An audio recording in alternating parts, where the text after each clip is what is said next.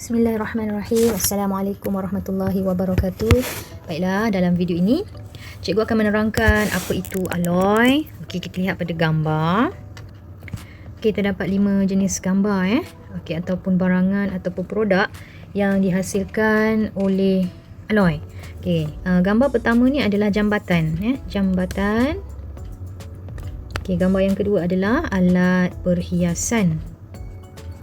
Gambar yang ketiga ni pingat ataupun medal. Gambar yang keempat ni alatan muzik ataupun trompet. Dan yang kelima ini adalah kapal terbang ataupun badan kapal terbang. Jadi barangan ini ataupun produk ini dihasilkan dengan menggunakan alloy. Okey, jadi apakah itu alloy? Apakah itu alloy? Alloy ialah campuran beberapa jenis logam atau campuran logam dan bukan logam. Okey, ini maksud alloy Jadi ciri umum alloy yang pertama, dia tahan kakisan. Tahan kakisan ni maksudnya tahan karat lah bukan hakisan, kakisan. Okey, yang kedua lebih keras. Yang ketiga lebih kuat. Ni ciri umum bagi alloy. Nama proses untuk menghasilkan alloy ialah pengaloyan. Pengaloyan. Okey. Jadi kita ada jenis kita ada 5 contoh alloy cikgu suka kamu ingat formula ni lah. KL Gangster di Pandan. KL Gangster di Pandan. Apa K? K adalah keluli, L ialah loyang, D ialah gangsa, D ialah duralumin dan P ialah pewter. KL Gangster di Pandan. Okey, kita lihat pula kepada formula komposisi. Ni cikgu betulkan sikit. Keluli KBK keluli KBK, loyang LKZ, gangsa GKT, duralumin AKMM, P tak. Jadi kamu kena hafal lah formula komposisi ni Okey, apa itu BK? B ialah besi tambah karbon. KZ adalah kuprum, Z adalah zinc. KK adalah kuprum, T adalah timah. A adalah aluminium. K adalah kuprum, M adalah mangan dan M satu lagi adalah magnesium. Okey, P tak. T untuk timah, A untuk antimoni dan K untuk kuprum. Jadi K ni kuprum. K yang keluli je karbon. Okey, boleh ingat tak ni? Okey, ulang semula. Apa formula bagi nak ingat alloy? KL Gangster di Pandan. So apa K? Keluli, loyang, gangsa, duralumin dan pewter. Okey. Jadi mari kita lihat sifat. Okey, sifat bagi keluli ni dia keras dia keras dan kuat Jadi dia sesuai untuk membuat bangunan dan jambatan. Okey, loyang dia kuat juga, dia berkilat, mudah ditempa.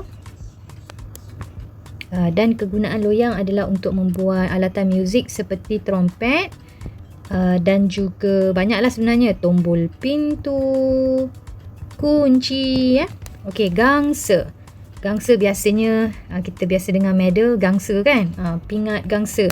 So ingatlah kegunaannya untuk membuat pingat, duit shilling. Jadi apa sifat dia? Sifat dia keras dan tahan kakisan.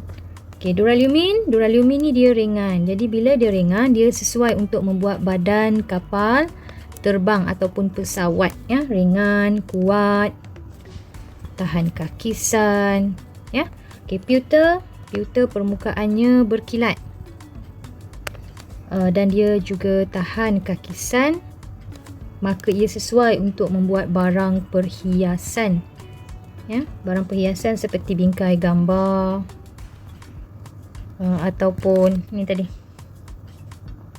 apa tu, menara KLCC ni Okey, kita lihat struktur atom logam tulen. Ini struktur atom logam tulen ya.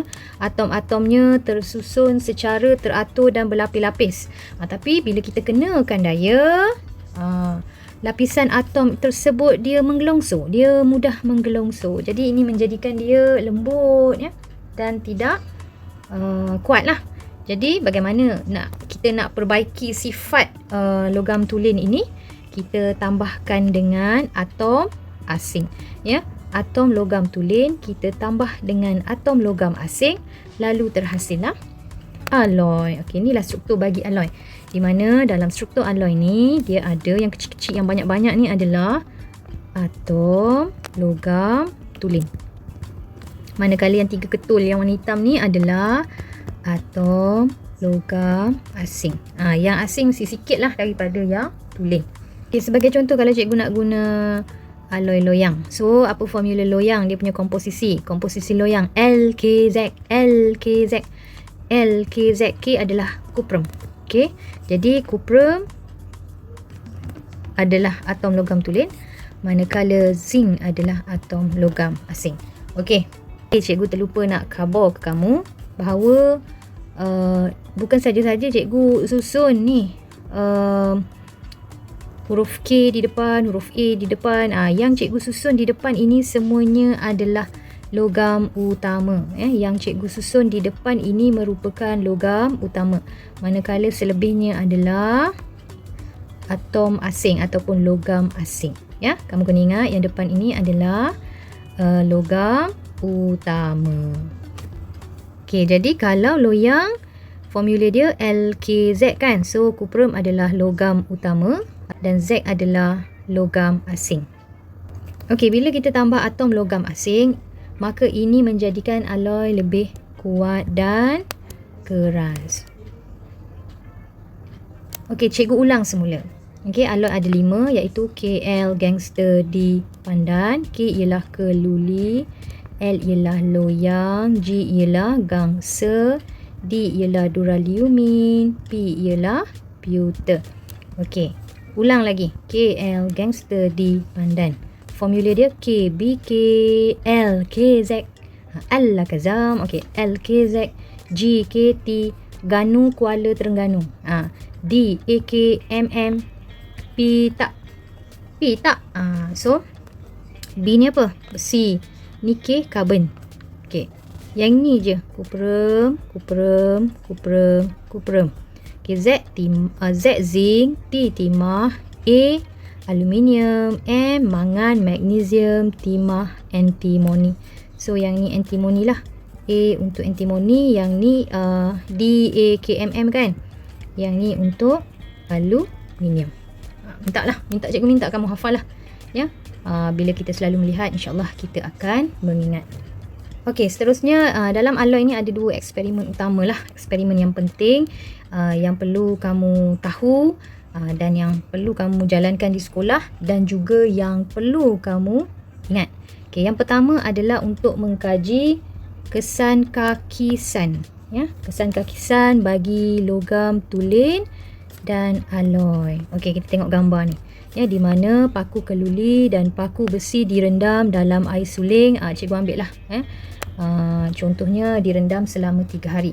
Okay, selepas 3 hari didapati paku besi ni berwarna ataupun terdapat lapisan perang. Ya, pada permukaan paku besi, manakala paku keluli dia tiada perubahan. Ini menunjukkan bila ada lapisan perang menunjukkan bahawa paku besi mudah berkarat. Okey, paku besi mudah berkarat. Okey, eksperimen yang kedua adalah untuk mengkaji perbezaan kekerasan. Ya, kekerasan bagi logam tulen dan alloy. Okey, yang mana satu logam tulen, yang mana satu alloy. Okey, blok kuprum adalah logam tulen, manakala blok gangsa adalah alloy. Okey, jadi kita letak berbola keluli lah. Bola keluli di atas kedua-dua blok. Lepas tu kita jatuhkan pemberat. Okey, bila kita jatuhkan pemberat, didapati blok gangsa menghasilkan sedikit sahaja lekukan. Ya, maksudnya lekukan yang kedalaman lekukan pada blok gangsa lebih cetek ya, ataupun sedikit. Manakala kedalaman lekukan bagi blok kuprum lebih dalam. Jadi lagi dalam lekukan menandakan bahawa logam kuprum ini lembut, dia tidak keras jika nak dibandingkan dengan gangsa. Jadi kamu kena ingat ada 2 eksperimen. Yang pertama adalah kesan kakisan bagi logam tulen dan alloy. Ni gambar dia. Dan eksperimen yang kedua mengkaji perbezaan kekerasan logam tulen dan alloy. Ini gambar dia. Okay. InsyaAllah nanti bila buka sekolah kita akan jalankan eksperimen bersama-sama. Okey, dan akhir sekali dalam topik alloy ini, cikgu nak kamu tahu apakah itu alloy superkonduktor. Okey, alloy superkonduktor ialah bahan yang boleh mengalirkan elektrik pada kecekapan yang tinggi tanpa rintangan. Tak ada rintangan langsung, zero rintangan sifar, ya. Kegunaan alloy superkonduktor ialah MRI dan juga landasan kereta api berkuasa tinggi. Okey, nanti cikgu terangkan. Okey, ni dalam buku teks. Terdapat beberapa jenis unsur logam dan bukan logam yang menunjukkan sifat superkonduktor pada suhu yang rendah dan dicampurkan untuk membuat alloy superkonduktor. Superkonduktor ialah bahan yang boleh mengalirkan arus elektrik pada kecekapan yang tinggi tanpa rintangan. Superkonduktor juga berupaya untuk menolak medan magnet dan menyebabkan bahan superkonduktor terapung apabila diletakkan di atas magnet. Okey, jadi untuk ciri ini lalu ia digunakan untuk menghasilkan landasan kereta api berkuasa tinggi supaya kereta api dapat bergerak secara terapung. Ya, bila dia bergerak secara terapung, maka tiadalah geseran antara landasan dengan badan kereta api. Hal ini membolehkan kereta api bergerak dengan sangat laju. Okey, contoh dia macam ni. Ini kereta api, ini landasan. Okey. Dia terapung. Sebab kesan magnet tu. Ya, ini tadi untuk menolak medan magnet dan menyebabkan bahan superkonduktor terapung apabila diletakkan di atas magnet. So, bila dia terapung, jadi tiada geseran lah. Kalau geseran ni macam mana? Cuba kamu gosok tapak tangan kamu tu. Itu geseran. Lama-lama kamu akan rasa panas. Ya, bila rasa panas, dia tak efisien lah. Maksudnya kalau kereta api dia berlanggar dengan landasan kereta api, dia akan menghasilkan haba dan kereta api tak boleh bergerak laju dan dia kurang efisien lah. Jadi untuk menjadikan kereta api itu bergerak laju, maka terhasillah landasan kereta api berkuasa tinggi dengan menggunakan alloy superkonduktor. Okey, yang kedua adalah MRI. Apa itu MRI? Okey, yang kedua adalah MRI. Okey. Alloy superkonduktor seperti niobium, titanium dan niobium timah digunakan dalam pembuatan peralatan mesin pengimejan resonance magnetik. So MRI itu maksudnya mesin pengimejan resonance magnetik untuk pengimejan perubatan. MRI ini digunakan untuk mengesan masalah seperti tumor atau ketumbuhan, pendarahan, kanser, penyakit salur darah. Itu adalah kegunaan MRI. Okey, jadi cikgu buat kesimpulan bahawa alloy superkonduktor digunakan dalam MRI dan juga landasan kereta api berhalaju tinggi. Landasan kereta api berhalaju tinggi. Okey, rasanya itu saja dalam video kali ini. Sekian, terima kasih.